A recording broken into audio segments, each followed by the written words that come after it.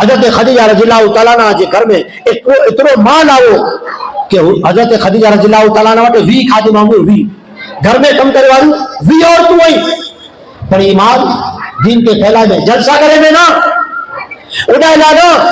پھر جے گھر میں جانا موج مستی لانا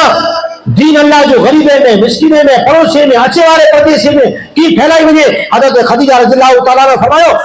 مجھے مال خرچ کرو اللہ جو دین دنیا میں زندہ کی وجہ ایکڑو وقت ہے آئے مجھے آج 5 وقت ہے کال سودی پا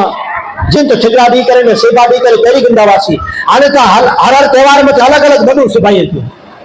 آنے تا کباتے میں نتا سمجھی الگ تیوار کیوں الگ ٹائم کیوں الگ بدو الگ لگڑا ناجائز نہ ہے حرام نہ ہے پر سادگی کوئی چیز آئے ایک وقت ہے آئے سرور کائنات تاجدار مدینہ محمد مصطفیٰ صلی اللہ علیہ وسلم گھر میں آیا اما تعالیٰ نے نماز پڑھی جائی جن چادر میں نماز پڑھی جائے جن چادر میں ان چادر بجارا وی ٹھگڑا لگ رہی وی ٹھگڑا ان میں چھگڑے جو لگ رہا ہے رحمت والا نبی تاجدار مدینہ محمد مصطفیٰ صلی اللہ علیہ وسلم گھر میں جا رہا آیا ذرا امی خدیجہ رضی اللہ بنا کے بیٹھو جن متے وی خادمہ کم کرے والی ہوں اجی نماز پڑھی دی ہے ایوی چادر بجارا چاہے وی ٹھگڑا آئی حضور جکھے میں آنسو حضور آپ جینا تھی نا